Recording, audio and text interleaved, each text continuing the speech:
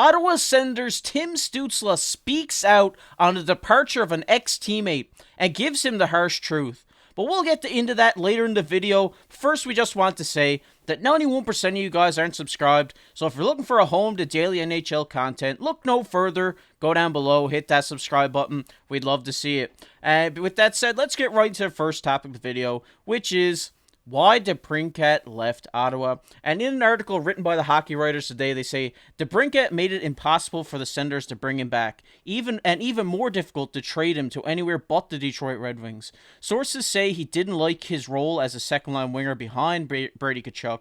If that's the case, then DeBrincat really did have to go. And we'll take a look at his stats here.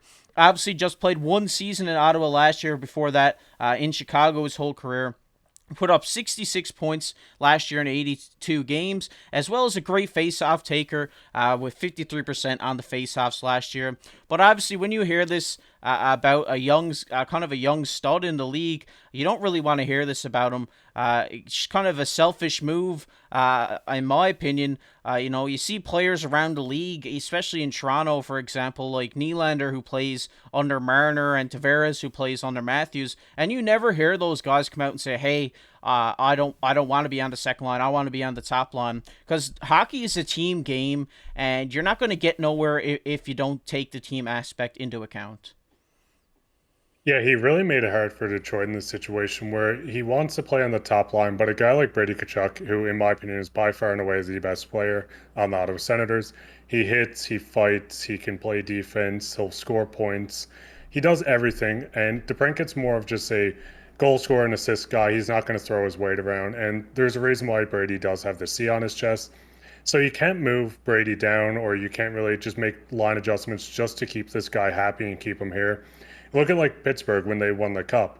They have a guy like Crosby as their top line center and Malkin as their second line center. Never through the career have you seen Malkin come out and speak out and say, "Hey guys, I want to be moved because Crosby's playing ahead of me." Obviously, Crosby is a far and way better player than Malkin. And you see the situation where a lot of these team guys that win cups ultimately take a bit of a sacrifice. It could be playing the second line, the second power play unit. And I think if DeBrincat really wanted to stay in Ottawa, he would have taken this role of a second line to elevate this line. I think it just really comes down to he really wanted to go to Detroit. He wanted to be in America, which made it hard for Ottawa to trade him. I think they got a prospect, a first, and a third for him. The prospects, I'm not too sure anything about them, but the first and the third, which is fine return for a guy like that, but you could get more on the open market if you had more teams, say a Toronto team. You might have had a team out west that might have made more of an offer, but he kind of played their hand where he said, "I want to go to this one team, so make it work." And Detroit did not have to pay a full premium for him. Yeah, and it's even worse on the Ottawa Senators organization, right? Because they brought this guy in, expecting him to be the next, young star to appear with Stutzle and Kachuk and all these guys, Shabbat as well on the back end. But in the first year, he comes out and says, "I want to be moved. If I'm not playing the first line, send me to Detroit." I just think that's just very selfish. And at only 25 years old, having that mindset is just not good. It's just going to build the reputation of the league as a locker room cancer. And you don't want that, especially with these young talents. You kind of want these guys to come in and play that team aspect because, hockey's a game. And if you got a guy in the dressing room that's like that, it's only going to bring morale down, and it's only going to bring the play on the ice down as well. You kind of seen it in the situation too, where Pierre-Luc Dubois, when he was in Columbus, he forced himself out. It was a bit of a different situation because John Tortorella was a hard coach to play under, but he kind of had this identity of being just a locker room cancer, a guy that's not really going to help the locker room. And I could see DeBrincat kind of getting into the situation. So it really made it tough. If you look at it from both sides, Detroit did get a very good player. He fits the timeline. He's a young star. I think he's going to fit perfectly in this organization and elevate him. And Ottawa kind of got as much as they could for him and signed a guy like Tarasenko, who's a bit of a shell of himself, but he can still put up your 20 and 30 goals. I don't think he's going to fight for top line minutes.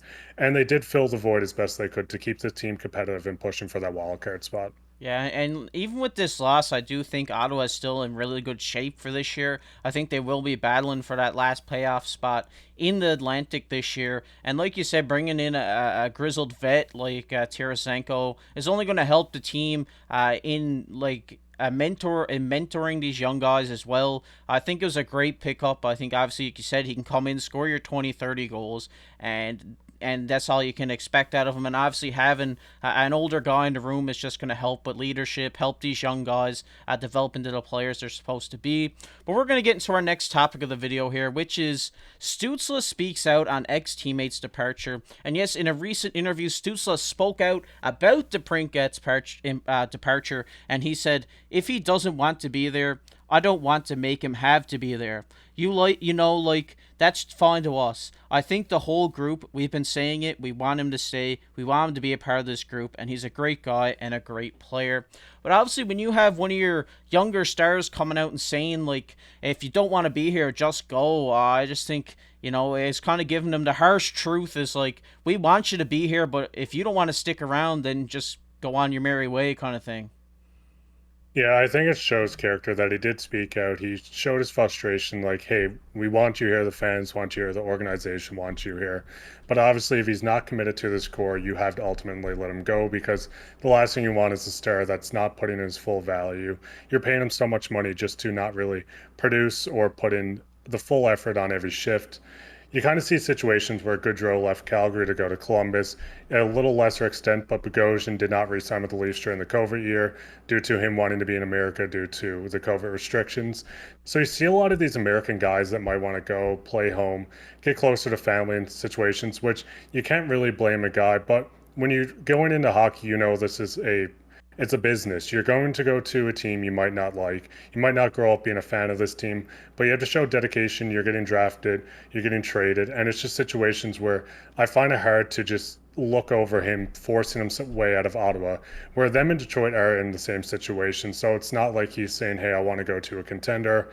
I want to contend up in my upper ages. He's a young guy. He was growing this core. I think the core could have been something magical in Ottawa. And I think Detroit's going to have an amazing core with him joining them. But ultimately, I think him staying in Ottawa would have been the better choice. Yeah, definitely. I think this Ottawa team, in my opinion, is better than Detroit with DeBrincat on it.